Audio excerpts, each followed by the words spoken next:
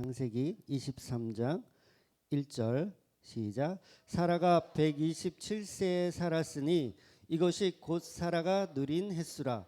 사라가 가나안 땅 헤브롯 곧 길레아 아르바에서 죽음에 아브라함이 들어가서 사라를 위하여 슬퍼하며 애통하다가 그 시신 앞에서 일어나 나가서 헷 족속에게 말하여 이르되 너는 당신들 중에 나그네요 거류하는 자이니 당신들 중에서 내게 매장할 소유를 주어 내가 나의 죽은 자를 내 앞에서 내어다가 장사하게 하시오. 헷 족속이 아브라함에게 대답하여 이르되 내 주여 들으소서. 당신은 우리 가운데 있는 하나님이 세우신 지도자이시니 우리 묘실 중에서 좋은 것을 택하여 당신의 죽은 자를 장사하소서. 우리 중에서 자기 묘실에 당신의 죽은 자 장사함을 금할 자가 없으리이다. 아브라함이 일어나 그 땅 주민 헷 족속을 향하여 몸을 굽히고 그들에게 말하여 이르되 나로 나의 죽은 자를 내 앞에서 내어다가 장사하게 하는 일이 당신 뜻의 뜻일진데 내 말을 듣고 나를 위하여 소알의 아들 에브론에게 구하여 그가 그의 발머리에 있는 그의 막벨라 굴에 내게 주도록 하되 충분한 대가를 받고 그 굴을 내게 주어 당신들 중에서 매장할 소유주가 되게 하기를 원하노라 하매 헤브론이 헷 족속 중에 앉아 있더니 그가 헷 족속 곧 성문에 들어가 모든 자가 듣는 데서 아브라함에게 말하여 이르되 내 주여 그리 마시고 내 말을 들으소서. 내가 그 밭을 당신에게 드리고 그 속의 굴도 내가 당신에게 드리되 내가 내 동족 앞에서 당신에게 드리오니 당신의 죽은 자를 장사하소서. 아브라함이 이에 그 땅의 백성 앞에서 몸을 굽히고 그 땅의 백성이 듣는 데서 에브론에게 말하여 이르되 당신은 합당치 여기면 청하건대 내 말을 들으시오. 밭을 당신에게 주리니 당신은 내게서 받으시오. 내가 나의 죽은 자를 거기에 장사하겠노라. 에브론이 아브라함에게 대답하여 이르되 내 주여 내 말을 들으소서. 땅값은 은 400세겔이나 그것이 나와 당신 사이에 무슨 문제가 되리이까. 당신의 죽은 자를 장사하소서. 아브라함의 에브론의 말을 따라 에브론이 헷 족속이 듣는 데서 말한 대로 상인이 통용하는 은 400세겔을 달아 에브론에게 주었더니 마블의 앞 막벨라에 있는 에브론의 밭 곧 그 밭과 거기에 속한 굴과 그 밭과 그 주위에 돌린 모든 나무가 성문에 들어온 모든 헷 족속이 보는 데서 아브라함의 소유로 확정된지라. 그 후에 아브라함이 그의 아내 사라를 가나안 땅 마블의 앞 막벨라 밭 굴에 장사하였더라. 마블에는 곧 헤브론이라. 이와 같이 그 밭과 거기에 속한 굴이 헷 족속으로부터 아브라함의 매장할 소유지로 확정되었더라. 아멘. 오늘은 23장 말씀을 다 봤습니다. 창세기 오늘 35탄이고 제목은 부활입니다. 23장 그 전체적인 내용은 그 헷 족속 막벨라 밭을 사라가 이제 죽음으로 인해서 그 무덤을 사는 장면이에요. 사는 장면인데 23장 전체가 다 그 내용이에요. 굉장히 길죠. 굉장히 독특한 사실 내용이에요. 뜬금없이 이 사라의 죽음에 대해서 성경이 이렇게 깊이 있게 이야기할 필요가 없거든요. 그리고 여태까지 무슨 그 족장의 부인의 나이까지 거론하면서 그 무덤에 대해서 이렇게 깊이 있게 심도 있게 다룬 내용이 거의 없습니다. 근데 분명히 성경은 그 사라의 죽음에 대해서 이렇게 한 장을 다 다룰 만큼 이 장은 별 내용 아닌 것 같지만 굉장히 중요한 그런 속뜻이 숨어져 있다라는 거죠. 대충 내용을 지금 우리가 읽었지만 한 번 더 말씀드리면 처음에는 이제 아내 사라가 죽어서 이 매장할 소유지를 이 헷 족속에게 달라고 합니다. 우리 아내가 죽었으니까 매장하게 좀 이렇게 달라고 했더니 그 헷 족속과 관계가 굉장히 좀 괜찮았던 것 같아요. 그리고 이 아브라함의 어떤 뉘앙스도 굉장히 예의를 갖추어서 머리를 숙이기도 하고 굽히기도 하면서 굉장히 예의를 갖추어서 이 장사할 그 공간을 이제 확보하려 하는 거예요. 그랬더니 그 해쪽 속에서 무슨 소리냐, 그냥 편하신데 뭐 아무데나 그냥 저거 하셔가지고 그 무덤으로 사용하시라. 괜찮습니다. 우리가 그 아브라함께서 뭐 어디에 땅을 뭐 하시든 우리는 뭐라고 할 사람 아무도 없으니까 아무데나 그냥 갖다가 사용하셔도 된다. 이렇게 얘기를 하는 거죠. 근데 아브라함의 생각은 달랐어요. 그게 아니라 너희들 땅에 내가 이렇게 신세를 지고 싶은 게 아니라 나는 아예 그 땅을 사고 싶다 이 얘기인 거예요. 사고 싶다. 근데 이 해족속은 그냥 그 생각은 안 하고 그냥 아무데나 쓰시라고. 우리가 친한 사이들끼리 뭐 그런 거 있잖아요. 괜찮아 거기다 뭐 지어도 돼. 그냥 네가 하고 싶은 대로 해. 요런 뉘앙스가 아니고 사고 싶다라는 거죠. 그래서 쉽게 얘기해서 요즘 말로 뭐 등기 이전 해달라는 얘기예요. 아브라함 입장에서는 등기 이전해서 사라를 확실한 땅에 이렇게 매장하고 싶다는 뜻입니다. 아브라함이 이제 그 사고 싶다는 얘기를 했다가 사실 이게 요즘 말로 그 눈탱이를 맞습니다. 이게 눈탱이가 무슨 얘기인지 모르시는 분 계시죠? 뭐 바가지를 썼다 아니면 호객행위를 당했다 뭐 그런 의미가 될 수 있습니다. 15절 읽어드릴게요. 내 주여 내 말을 들으소서. 땅값은 은 400세겔이나 이것이 나와 당신 사이에 무슨 문제가 되리이까. 당신의 죽은 자를 장사하소서. 이렇게 얘기하는 거예요. 땅값이 은 400세겔인데 뭘 이거를 우리 사이에 무슨 돈 주고 이렇게 거래를 하는, 그냥 갖다가 아무데나 써도 된다니까. 아이고 막 그러네. 그런데 여러분 이 은 400세겔이라는 개념이 우리는 사실 잘 모르잖아요. 이게 얼마나 큰 돈인지. 그래서 제가 좀 이렇게 찾아봤어요.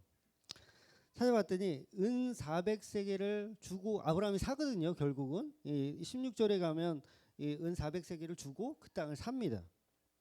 계약서 쓰고 이제 등기부등본 이제 이전하고 하는 건데 왜 다윗의 시대에 그 다윗이 인구 조사를 했을 때 그 여부스의 타작마당을 사는 장면이 있어요. 여부스의 타작마당을 사고 소를 사는 장면이 있어요. 그때 지불했던 금액이 50세겔입니다. 50세겔.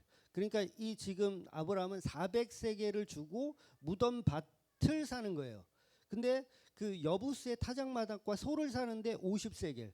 그러니까 시대적으로 보면 굉장히 차이가 있죠. 물가는 계속 오르겠죠. 뭐 안 오를 수도 있겠지만 오른다고 가정했을 때 400세겔과 50세겔의 차이는 거의 10배입니다. 10배.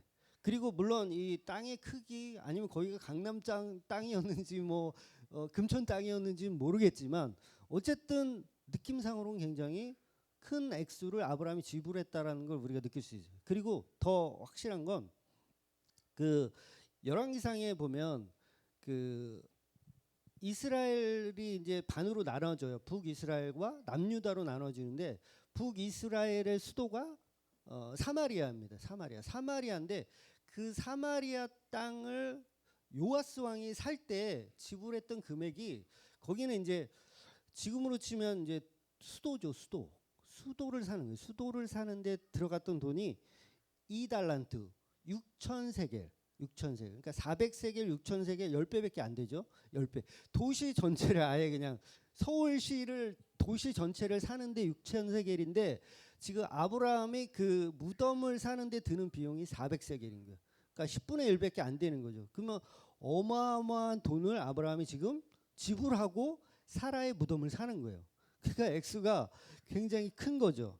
그런데 이 아브라함이 군소리 하지 않고 바로 그냥 현찰을 꺼내가지고 야 현찰 가져와. 그래서 현찰을 꺼내가지고 바로 계약을 하고 그 땅을 사라의 무덤으로 사용하기 위해서 사버립니다. 이유가 뭘까요? 이유가 그렇게 비싼 돈을 주고 살 이유가 사라를 정말 사랑해서 정말 사랑하는 아내가 죽어서 그 큰 돈을 들여서 무덤을 만들고 길이길이 기리고 싶어서 아니죠. 물론 사랑한 건 맞지만 또 나중에 세장가 가는 거 보면 또 그렇지도 않은 것 같아요. 뭐 기리고 이렇게 존경하는 느낌보다 그 느낌은 아니에요. 바로 이 아브라함은 이 사라는 죽었지만 하나님께서 약속한 그 가나안 땅에 객이 아닌 주인으로 죽기를 원했던 거예요. 그러니까 아직 하나님이 약속한 그 땅이 아브라함의 소유가 아니었던 거죠. 아직까지 그 소유가 아니고 나는 거류하는 자고 객이다 이런 얘기를 해요. 그러면서 그 땅을 결국 이제 사가지고 내가 이것을 사서 거기를 무덤을 만들고 싶었던 거예요. 만약에 이 해족속이 그냥 줄게, 공짜로 줄게라고 한다면 아브라함 입장에서는 이 땅은 하나님이 주신 땅이 아니고 해족속이 준 땅이 돼버리는 거예요. 그러면 이게 아브라함 입장에서는 굉장히 곤란한 거죠. 그러니까 큰 돈을 들여서라도 그 땅을 사야 할 이유가 분명히 아브라함에겐 있었습니다. 오늘 23장의 말씀은 이렇게 시작하죠. 사라가 127세를 살았으니 이것이 곧 사라가 누린 햇수라. 이삭의 엄마예요. 사라는 이삭의 엄마 아브라함의 아내. 결국은 죽죠. 성경에서 뭐 앞에도 말씀드렸지만 족장의 아내가 죽은 것에 대해서 이렇게 나이까지 구체적으로 이야기한 게 처음입니다. 사라는 약속의 자녀이고 어머니이기 때문에 그래요. 이삭의 어머니이기 때문에. 여전히 아브라함은 아직까지 하나님이 약속한 그 땅을 소유하지는 못했어요. 그래서 결국 큰 돈을 들여서 산 거죠. 19절 22절에 지난주에 말씀드릴 때 그 22장이 끝날 때, 그러니까 이삭의 번제의 내용이 끝날 때 어떻게 끝나냐면 19절에 보면 이에 아브라함이 그의 종들에게 돌아가 함께 떠나 부엘세바에 이르러 거기 거주하였더라, 이렇게 되어 있어요. 그러니까 이삭을 번제로 드린 거죠. 어린 양을 이렇게 드리고 여호와 이레를 치르고 나서 어디로 갔냐면 부엘세바라는 곳으로 돌아갔어요. 다시. 근데 부엘세바는 가나안 땅 남동쪽에 있는, 그러니까 블레셋 그 지역인 거예요, 사실. 그러니까 가나안 땅에 속하기는 하지만 애매한, 그러니까 하나님이 약속한 그 땅이라고 보기엔 맞지만 좀 애매한 그 땅에서 돌아갔다고 성경이 딱 기록하고 있어요. 그러니까 아직은 하나님이 약속한 땅에 소유하지 못한 거죠. 왜 21절을 다룰 때 제가 우물 이야기를 사실 건너뛰고 왔거든요. 그 우물 이야기가 뭐냐면 21절에 그랄 왕하고 이 우물 때문에 서로 이렇게 오해를 해가지고 싸울 뻔한 일이 있어요. 그러니까 그 지역 역시 이제 아직은 그래도 하나님이 약속한 그 땅이라고 보기에는 좀 무리가 있다라는 거죠. 그러니까 굉장히 애매한 아브라함의 입장에선 사라가 이제 조금 사실 더 살아서 하나님이 약속한 그 땅을 소유하고 죽었으면 했을 텐데 그렇게 하지 못하고 결국 죽은 거죠. 결론적으로 사라는 약속의 어머님에도 불구하고 그 약속의 땅을 소유하지 못하고 죽은 겁니다. 그래서 아브라함은 그 땅을 정식으로 사라의 매장지로 돈을 지불해서 사기를 원했던 거죠. 우리가 지난주에는 그 이삭의 번제 사건을 예표로 예수 그리스도의 십자가 사건을 보았어요. 그런데 반드시 우리가 신앙생활을 하면서 반드시 알아야 할 거 있어요. 가슴에 이렇게 딱 새겨야 하는 것이 뭐 여러 개 있지만 그 중에 하나가 또 뭐냐면 우리 신앙인들이, 예수 믿는 사람들이 늘 얘기하는 게 예수 그리스도의 십자가의 구원입니다. 이거는 정말 잘 얘기해요. 근데 사실 여기서 끝나면 안 되고 이게 어디까지 가야 되냐면 예수 그리스도의 부활까지도 사실 연결이 돼야 되는 거예요. 그래서 이게 이 예수 그리스도의 십자가와 부활이 같이 복음이 전해져야 하는 거죠. 그러니까 우리가 전하는 복음은 사실 십자가의 복음이기도 하지만 더 나아가선 부활의 복음이기도 한 거예요. 그러니까 이게 같이 전해져야 진짜 진정한 복음이 되는 거죠. 그러니까 오늘 22장의 이 사건은 결국 이야기하고 싶은 게 뭐냐면 부활에 대한 이야기를 지금 우리들에게 성경이 말하고 있는 거죠. 22장은 십자가의 사건을 그대로 다루고 있고 23장은 부활에 대한 내용을 그대로 다루고 있는 거예요. 그래서 이 23장의 긴 내용을 그냥 별 필요가 없어 보이는 내용인데도 무덤 얘기로 그렇게 긴 장을 사용하고 있는 거죠. 예수님의 십자가를 믿어서 죄사함을 받아도 이 부활이 없으면요, 이게 절대 구원의 완성이 될 수가 없는 겁니다. 반드시 부활의 신앙이 같이 따라와야 돼요. 부활, 다시 말해서 부활이라는 단어는 어떤 나사로가 죽었다가 살아난, 그리고 유두고가 죽었다 살아난 그런 부활의 개념이 아니에요. 그 부활은 사실 예수 그리스도에게만 적용해야 하는 단어이고 아무 때나 죽은 뭐 나사로나 유두거한테도 부활이란 말을 사실은 사용해서는 안 됩니다. 부활의 뜻은 정말 예수 그리스도의 첫 열매 되신 그분, 그러니까 영과 육이 함께 부활하신 그게 사실 첫 번째고, 다른 사람들은 그게 왜 중요하냐면 나사로는 죽었다 살아났지만 또 죽었어요. 그죠? 지금 없잖아요. 우리 곁에 없잖아요. 다른 그 성경에 나와 있는 다른 죽었다 살아난 모두가 사실은 다시 또 죽었어요. 근데 부활은 다시 태어나면 절대 죽지 않습니다. 그게 예수님께서 보여주신 첫 부활의 모습인 거죠. 부활이란 누구의 도움 없이 하나님만이 가능하신 거기 때문에 그래요. 그래서 스스로 계신 그 하나님이 스스로 부활했다. 그래서 예수 그리스도가 곧 성자 하나님이라고 우리가 믿는 거예요. 부활이 없으면요, 성자 하나님이 될 수가 없죠. 그분은 그냥 어쩌면 선지자로 끝날 수도 있는 분이 돼버리는 거예요. 부활이 없다면. 그러니까 부활이 너무도 중요한 거죠.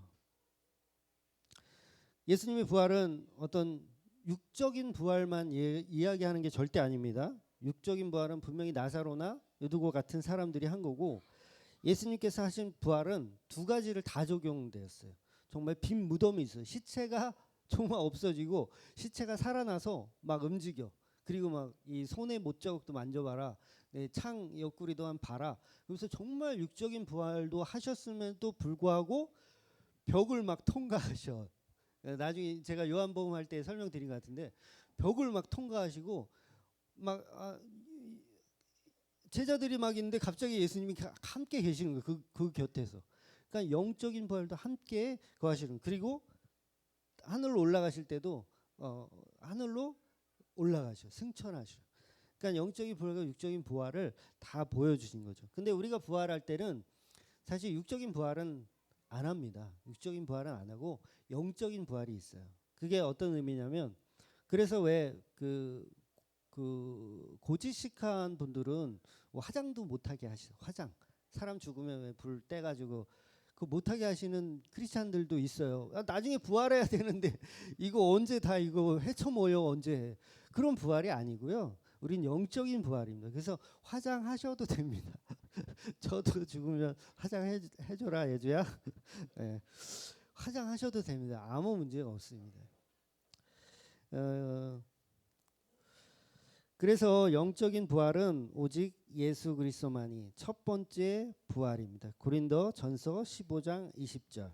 그러나 이제 그리스도께서 죽은 자 가운데서 다시 살아나셔서 잠자는 자들의 첫 열매가 되셨으니 첫 열매가 되셨도다.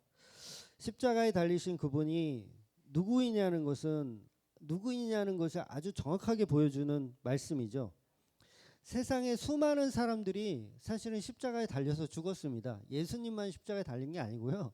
수많은 범죄자들, 그다음에 막 어떤 그 누명을 쓴 사람들, 뭐 십자가에 달려서 여럿이 죽었어요. 예수님만 죽은 게 아니고. 근데 그 관계에 있어서 그 예수님 말고 다른 사람이 십자가에 죽은 게 우리와 무슨 상관이 있어요? 전혀 상관없잖아요. 근데 예수님의 죽음은 우리와 밀접한 관계가 있죠. 예수님이 십자가에 죽어서 우리의 죄를 대속하여 줬다고 우리는 흔히 그렇게 알고 있습니다. 반드시 흠 없고 죄 없는 누군가가 우리의 죄값을 치러야 돼요. 그런데 흠 없고 죄 없는 게 이 세상에 존재합니까?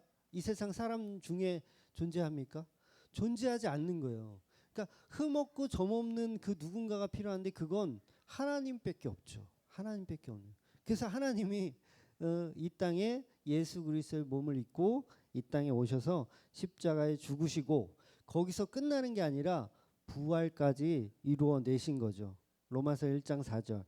선결의 영으로는 죽은 자들 가운데서 부활하사 능력으로 하나님의 아들로 선포되셨으니 곧 우리 주 예수 그리스도니라.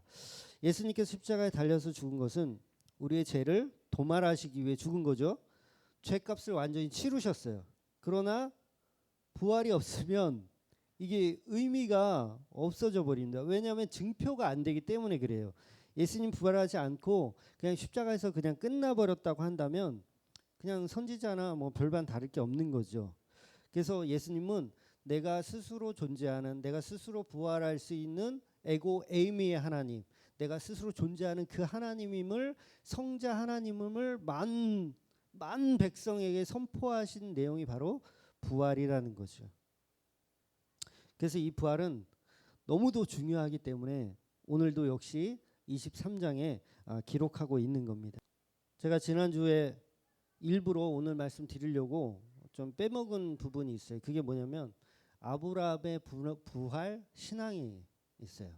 그 모세가 하나님의 계명을 받아가지고 산에서 내려오죠. 근데 막 이스라엘 백성들이 황금 송아지 만들고 난리 부르스를 쳐요. 그때 이 모세가 이 돌판을 깨버리고 다시 하나님 앞에 올라갑니다. 깨버리고 몇 사람 한 3천 명 정도 이렇게 싹 하고 이제 다시 올라가요. 왜 올라가요?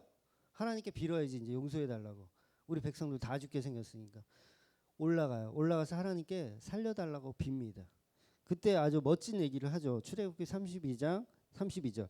그러나 이제 그들의 죄를 사하시옵시고 그렇지 아니하시면 원하건대 주께서 기록하신 책에서 내 이름을 지워버리소서, 이렇게 얘기해요. 그러니까 차라리 나를 죽이세요, 이런 얘기죠. 우리 백성 살려주세요. 저들 죽일 거면 나도 같이 죽여주세요, 이런 얘기예요.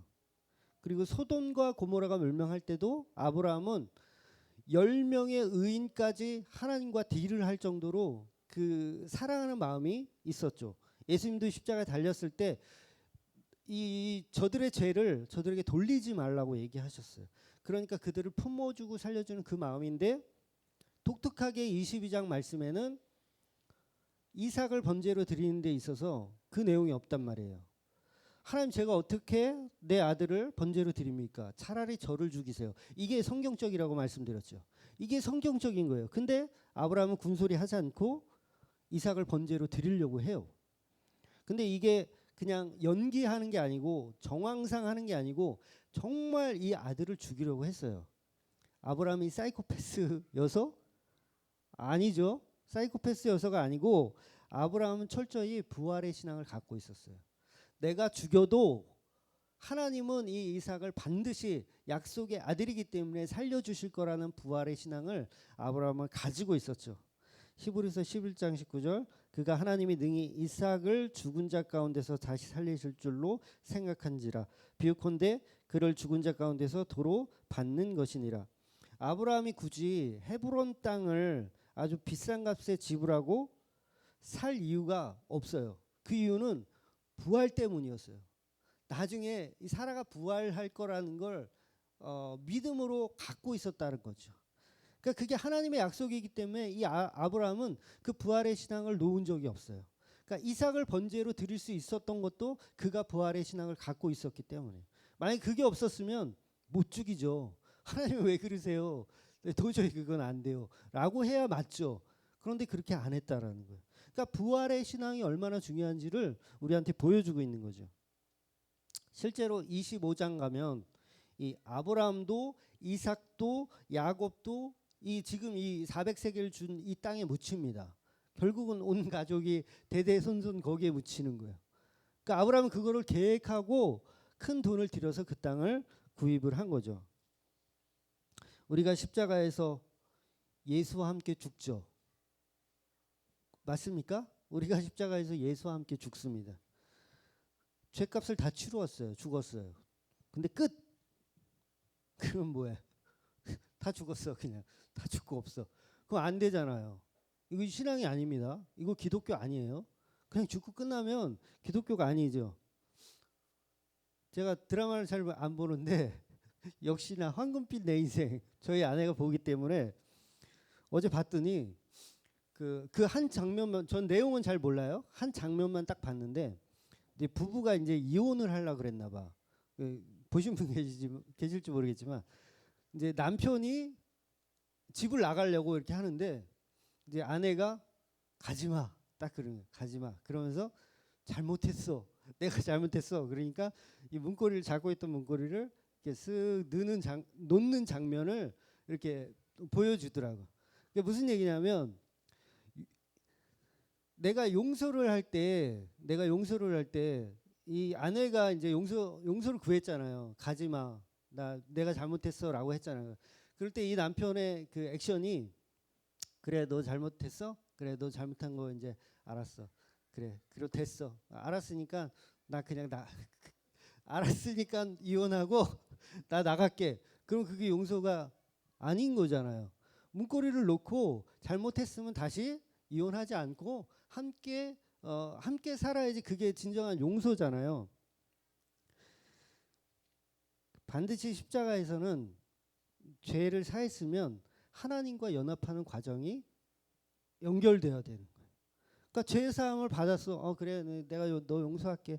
그래 알았어. 너 됐어. 네 마음대로 살아. 이게 아니고 용서를 받았으면 이제 하나님과 연합한 삶을 살아내야 된다는 거예요. 그게 부활의 핵심인 거죠. 부활을 왜 우리한테 하나님께서 주셨냐? 하나님과 연합하라고. 너희는 죄인인데 하나님 앞에 올 수 없잖아. 그 죄의 값을 치러. 죄의 값은 십자가로 치르고 그 다음에 부활을 통해서 내가 너와 연합하고 내가 너와 사랑하는 그 존재로 다시 회복되어지는 거죠. 그러니까 부활은 반드시 같이 가야 되는 거예요. 그래서 이 부활을 딱 빼먹으면 사실 이단이라고 해도 돼요. 부활 필요 없어. 왜 사두개인들은 부활이 없다고 믿었어요.